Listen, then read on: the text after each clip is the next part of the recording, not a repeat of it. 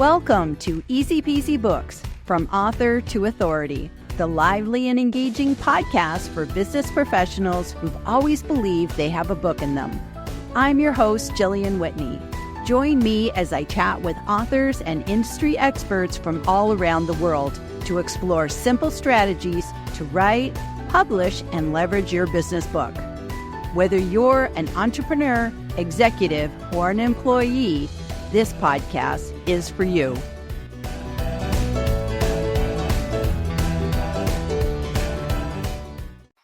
Woohoo! And we're live once again on another Tuesday. And I have a friend and author from across the pond today. So I have the lovely Mel Stanley zooming in from the UK. And we're going to be talking about, let me pull up the banner. We're going to be talking about writing a legacy book, turning experience into impact. But before we get talking, Mel, can you please go ahead and tell everybody who you are and what you do, and then we'll get stuck in. Okay. So yes, I'm Mel Stanley. I have just written this book. It's the reason it's a legacy. It's the end of a 30-year career. The first 25 years were in network advertising agencies and blue chip brands here in the UK and globally. And then I left that all behind in 2019 and set up my third business, actually, my third attempt at a business, which was called FirstWoman. And this was personal brand coaching for aspiring female leaders. And I'm very proud to say that finally, they say third time lucky, I made that a success in that I was able to work part-time and still keep myself afloat and pay the mortgage. And then at the end of 2023, so just about this time last year, I decided to close the business because I've been saying for a long time I was going to officially retire and go off on my travels. And then I got this crazy idea that I needed to write a book to close the circle, finalize the chapter, whatever you want to call it. I just decided I'm going to write this book of the last 30 years. And that's what I spent most of this year doing. Success Without Compromise was published at the end of October. So, and now there it is. And now I'm definitely heading towards my camper van and my air tickets and a lot less work than the last 30 years.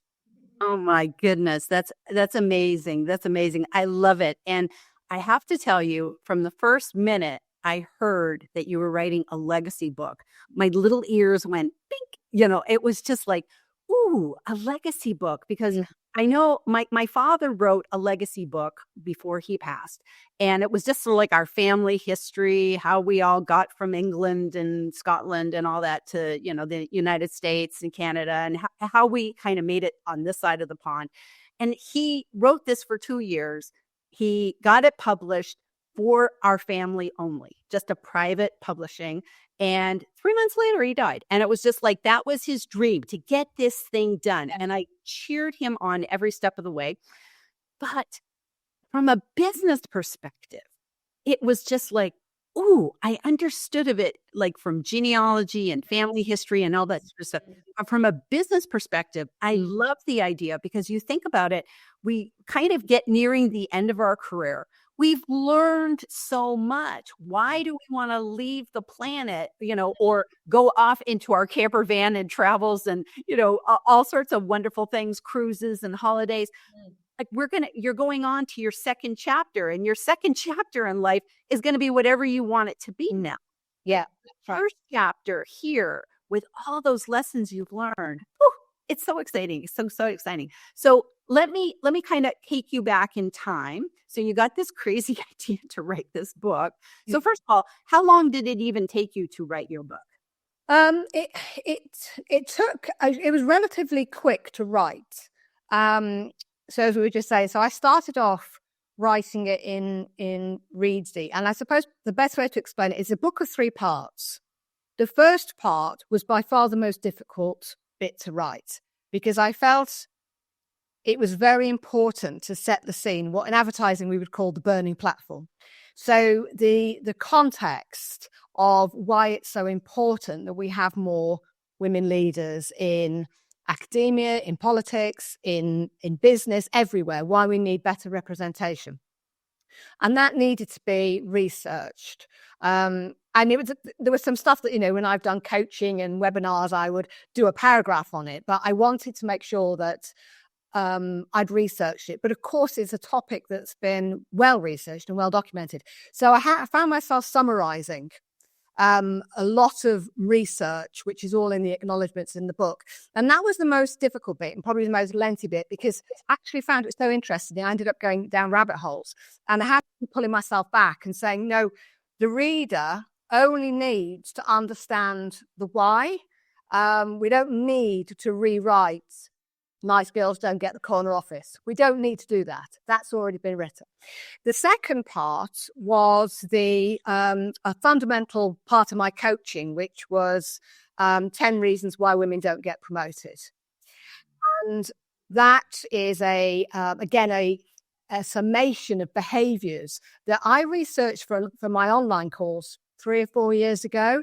And then I refined it this year with a new younger audience for the book. And you know what? Not much had changed.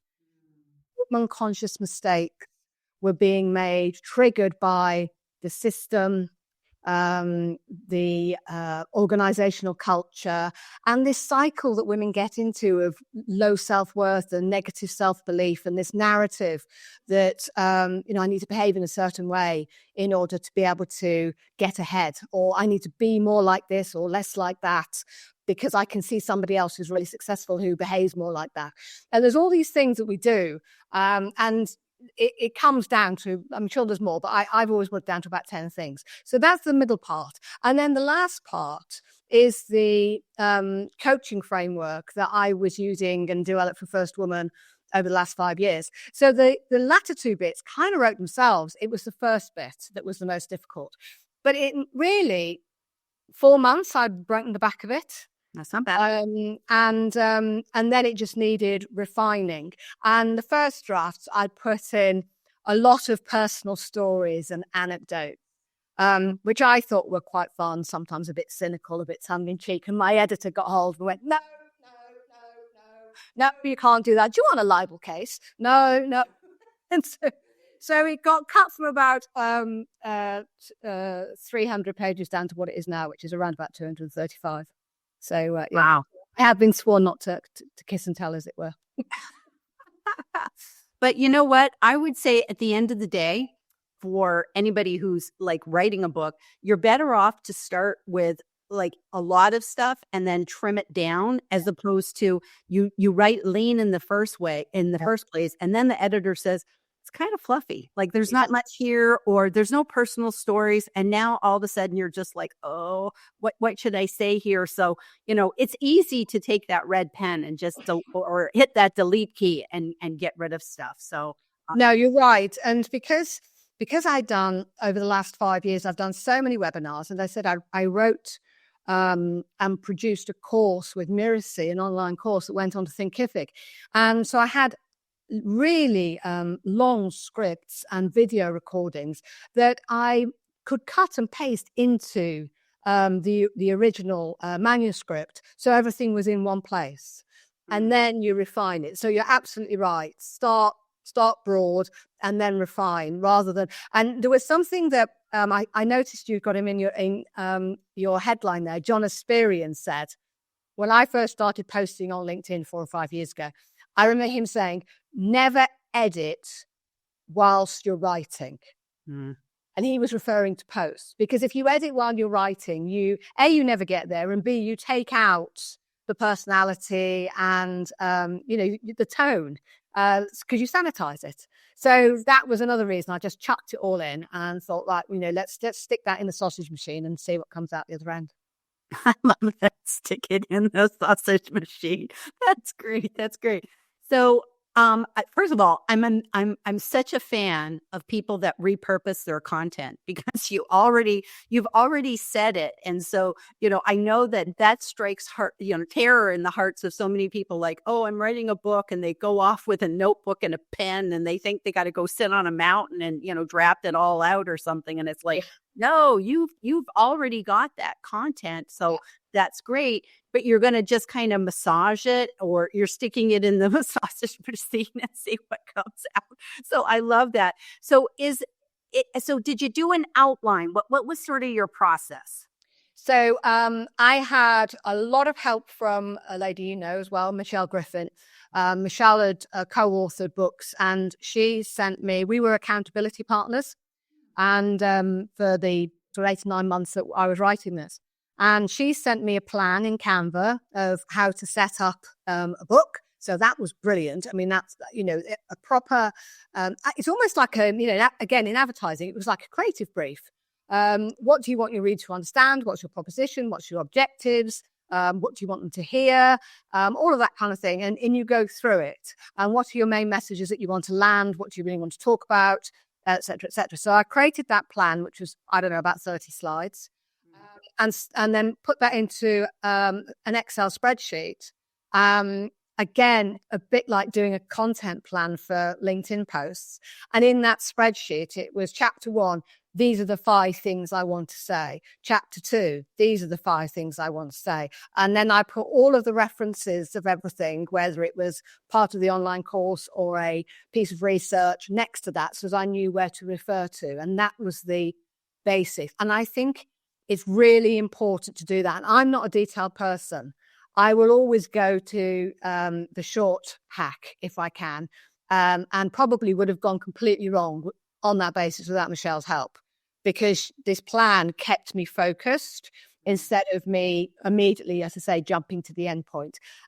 So I methodically, very unlike me, went through all of the detail of each chapter.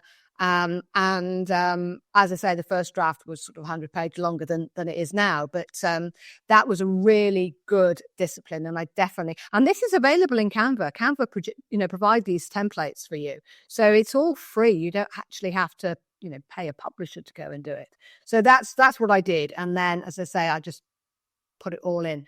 But you're right about repurposing content. And for me, having done all of those presentations, webinars, written all those online courses, and even my coaching, I always wanted to be very accessible to people who couldn't afford coaching, that, perhaps couldn't afford it or didn't want it even, or didn't have the time, that to make it accessible. And the book is really another format for accessing that content and the coaching, because that last part is all of the coaching. And the reason I think of this as a legacy project is because I think so many books are written by consultants and coaches, either to establish authority or as lead magnets for new clients. Right.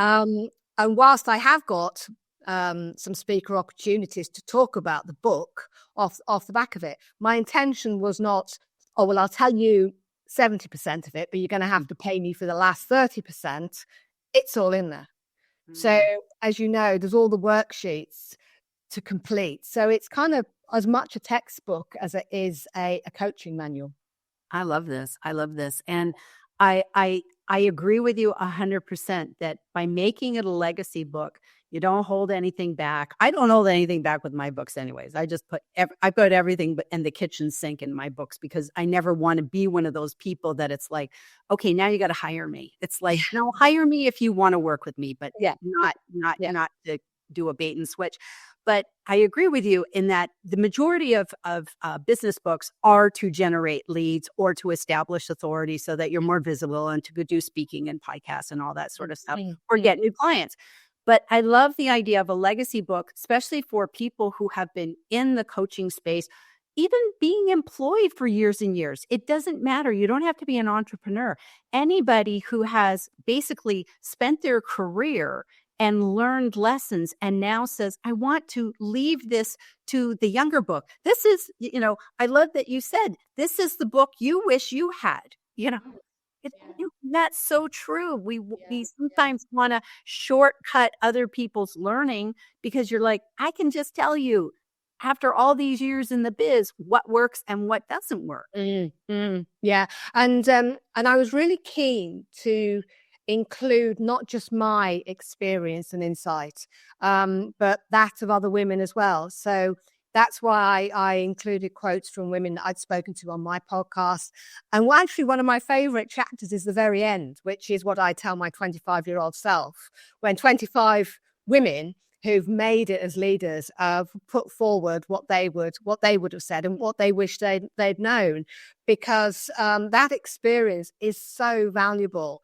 If we could stop, if I could stop 10 women making the same mistakes as I did, that's 10 women that could get to leadership roles on a far more seamless, less fractious journey that I had to endure and many others had to endure.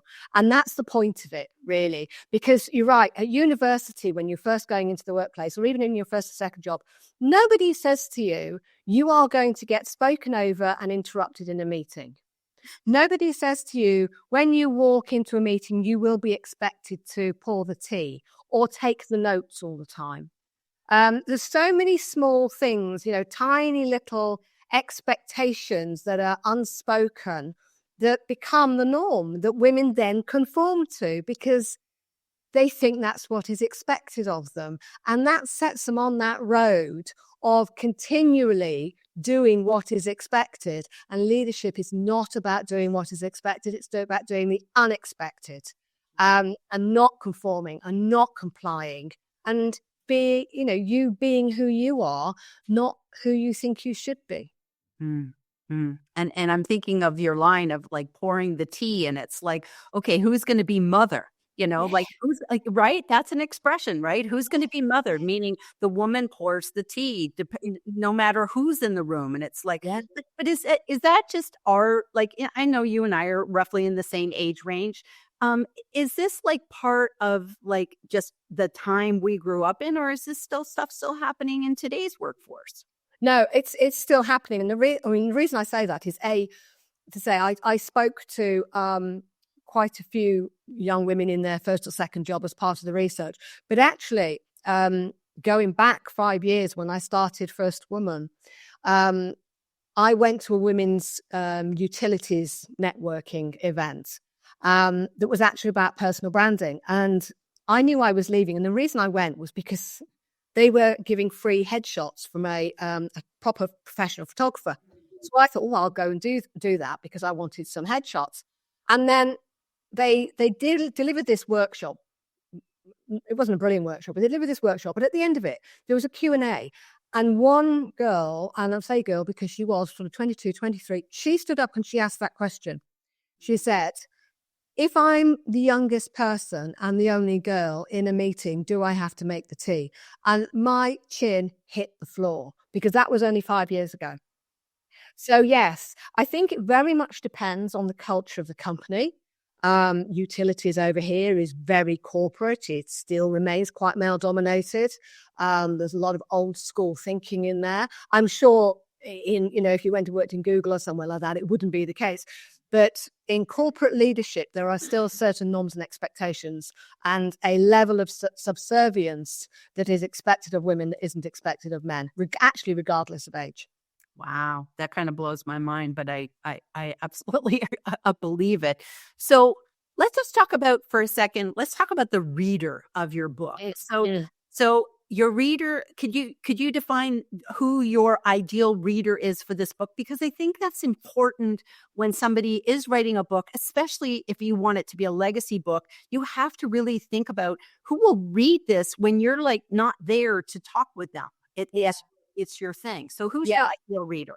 So the aspiring leader, female leader, as it says in the title, is really any woman that wants to get beyond middle management, who wants to not just be managing a team, but responsible for strategy and innovation and vision.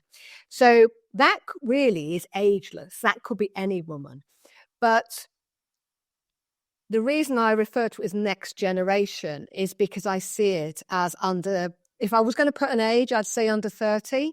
Okay. But, we're all on different journeys. We're all on different stages of career. So, there could be somebody who's in a second job who perhaps isn't going to get, because of the nature of the industry, not getting to leadership till post 30. So, it could, I was very reluctant to apply an age. But I guess the tone that talks about you can't put an old head on young shoulders, but you can learn from experience. You're not talking to an exec. You're not talking to a 50-year-old woman who's been there, seen it, done it. And that was one of the reasons I wrote the book for the younger generation, because I spent the last 5 years helping women of my age and maybe 10 years younger unpacking and unpicking where they had gone wrong, in the sense that they were manifesting these self-sabotaging behaviors, and then course correcting and setting them back on, hopefully on the right course. And that's what I've been doing. And I thought, well, what would it be like if all the women coming up through the pipeline, what would it be like if they didn't have to have a coach to reset them 10 years down the line? What if they didn't make those mistakes to start with? And that's why I aimed at the more early career, first job, second job, maybe even third job. Because I've seen so many women in middle management get stuck. They cannot make that leap out. They just get stuck there. Super competent doers, really valued for their ability to organize and make stuff happen. But when a promotion opportunity comes up for a leader, they're overlooked, because they've never been able to show their potential to be able to do that, because they're too busy doing. Wow. Well, let's hop in and see if include our readers, our viewers, and our audience today. So we have Jeff Young, who's coming in from YouTube, watching from the front row in Columbus, Ohio. So we have Jeff Young with us, and he always hops on over to LinkedIn just to show me that we're showing up in both channels. So that's great. So Jeff says, Jillian and Mel, success without compromise. What a great legacy. It absolutely is. Look at this. He's even put in the URL to go to YouTube, to go to Amazon for anybody that would like to check out the book. So thank you, Jeff. That was really, really kind of you. Karen is here, and I believe she's from Dutchess County in New York, and she's greetings from the USA. So we got USA folks in the house today. We have Satya Sri, and she says, hey, and she has another comment. Love the tip to write more, because you can cut out the fluff. And, and it's not necessarily that it's fluff, but sometimes it's like, they're great stories. That's great information. And like, sometimes we have too much. Like, we have so much to say. And I think you have to do what you said, Mel, that you have to say, maybe your editor or someone that said it, does this help the reader? Is it relevant for the reader? And sometimes you just go, I'm just going to save this gem for another book, so I know you're probably not, but that's something to think about, maybe that's just, I think, there's more than a couple of learnings, but from a practical perspective, obviously producing the thing, but in writing it, I think you always have to have the reader, the person you write it to, which is why that question about who is the audience is so relevant. Because if you don't know who you're writing it for, you can't write a book for everyone. You can never be everything to everyone. And if you try and do that, you just end up with something that's generic and vanilla and not particularly differentiating. But so if you always keep in mind, who is the reader? What are they about? What are they looking for? What help do they need? What problem are you solving for them? And if you can always come back to that and say, does that chapter address the problem? Does it provide a solution? That's how I did it anyway. And particularly in the middle with the 10 things, then the right reader will always get value. And yeah, sometimes it's fun to disappear off down into a little anecdote but they cement your points. A lot of times the stories, they cement your points, and they give the reader a bit of a break, because you don't, they sometimes need some, light stuff and, to keep it lively and stuff like that. And especially if you're writing this kind of book, keeping the white space and the air in it is really important because it's not a textbook. It's not something, it's not like something you go to university with. It's not like that, but it is quite dense and there's quite a lot in it. And it would be easy to overload and overwhelm with too much information. This is a big book. Like, this is a big book. What's the size of this book, just so that everybody knows? Oh gosh, definitely know that. It's 8 by 10, I think. Yeah. So this is like the biggest book you can get on Amazon. So yeah, book, and it's yes, good. But it needed to be, because you have all the, you're working in the book, you're writing in the book. If there's people that are like, oh, I could never write in a book, get a pad of paper. But it was designed so that you could write in the book. So I remember, Mel, you really wanted it to be as big as possible. Yeah, I wanted it so because some of the worksheets that started their life as PDFs in my coaching program were then became full pages, but it's no good if they're only this big. People have got to be able to fill them in because then you have at the end of it because of the way the last part works, you have a 3-step career development plan in a book, which you can go back and refine and review and carry around with you. And my editor said, and there's a lovely line, she said, I see this as a really well-thumbed book with lots of Post-it notes in it. And I thought, that would be great. That's how I see it as well. Part reference, part entertainment, part research, part information, part anthology of lots of other women's experiences. Yeah. And to be honest with you, wouldn't it be wonderful for you as the author to ever see what people write in it later, like how they use the book and be like, that's probably the ultimate. It's like seeing the impact that have. So that's brilliant as well. Yes. So LinkedIn user, we never know, sometimes settings and stuff. This sounds like a great read. It is a great read. So I've posted my Amazon review. Thank you so much for that. Jeff Young says again, it's sad to hear that the lady pours the tea is still happening in today's world. I can't change others, but I can say, not in my company, and lead by example. That's brilliant, isn't it? Yeah. There's a guy called Jeremy Stockdale who's very big on LinkedIn. He's a UK guy, and he's on Wednesday he has a platform which is on Wednesday we smash the patriarchy, and he's a big advocate of change within the workplace and equal representation. And he came on my podcast and we had a big debate about how men can support women and why they do and why they don't.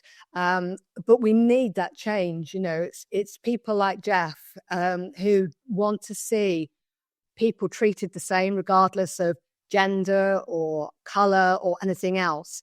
That's all we want. And it's not, and Jeremy and I had this big discussion about, it's not more rights for women, more representation for women does not mean less for men. It's not a cake, it's just bake a bigger cake. It's an inclusive organization. There's room for everybody. But it's just getting that message across. And we'll only get that message across if we have more male allies and more female leaders. Yeah, I love that. And don't be the person who says, mother pours the tea. It should just be, who's pouring the tea? I'll pour the tea. How about everybody just, I'll pour don't ask anybody to pour the tea. Get up and pour your own. Absolutely. Or, or the other one is note taking. So often it becomes the responsibility. And I think it goes back to the old style PA secretary thing that was always very much a female job. And so, and problem with one person, male or female actually, writing notes in meetings is you miss what's going on because you're so busy writing, you don't hear. And so you can't contribute. Well, and you can have AI do it now. Nobody needs to get notes. It's like everybody put your phones on the table for teaching. Let auto take the notes. We don't need anybody else. But it's very entrenched, some of these behaviours in some organisations, and it's going to be slow to change. And that's why we need to support women to be able to make those changes. And the book is what is my contribution to making that happen. I love that. And it reminds me of the Gandhi quote of be the change that you want to see in the world. It starts with us. It starts with you. And so I love this. And you have made a change in the world, Mel. Yes, So I do. I'm totally, clapping and cheering you all the way. And so we're getting close to the end of our 30 minutes. And I just want to ask you, if you could leave, give some advice to other authors out there who are maybe coaches and consultants like you are, that are kind of saying, okay, you know what, I'm kind of getting at the point where I'm, going to be thinking about retiring soon or whatever, and I'd like to leave a legacy book for the next generation. What would be your one piece of advice that you'd like to share with those people? I think you have to be very clear on the purpose of doing it, because I hope that my purpose, my mission that I've been working towards for the last 5 years screams off the pages of Success Without Compromise. And you have to be able to, I think it's about belief. You have to believe in something and believe in that your book is going to make a difference. Because if you're just putting stuff into a book for the sake of putting it into a book, because I did this because I thought all my stuff's just going to collect virtual dust on a laptop. What can I do with it to make it relevant today and to implement change? So I think you need to really sit and soul search and say, what's the purpose for writing this? Because it can't be about ego. It can't be about just so I've got to leave behind. It's got to be for a purpose, and be it to send the elevator back down or whatever. I love that. I love that. And what does that phrase, send the elevator back down? I've never heard of that one before. Haven't you? So, okay. So, send the elevator back down is for women who've got to the top to help the women who are coming up behind them. Oh, that's beautiful. That's beautiful. What a great closing note for the show, because I've never heard of that. So if I've never heard of it, I think there's other people that haven't heard of it either. So that's send the elevator back down. Yeah. Oh, beautiful, beautiful. Well, thank you so much for being here today, Mel. This has been a great, and I think we've, shared a lot of great advice today, and people have learned stuff. And even if you're just listening and going, you know what, I want to be one of those people that sent the elevator back down. That's great. That's great. So thank you for being here today, Mel. Thank you, everybody who tuned in. And we'll be back here next week with another LinkedIn Live with Jillian and friends. Okay. Bye, everybody. Bye-bye. Thank you for tuning in to this edition of Easy Peasy Books, from author to authority. If you found value in today's episode, I'd be grateful if you could leave us a review. It helps other aspiring authors discover our podcast. To learn more about writing, publishing, and leveraging your business book, visit my website at easypeasybooks.com.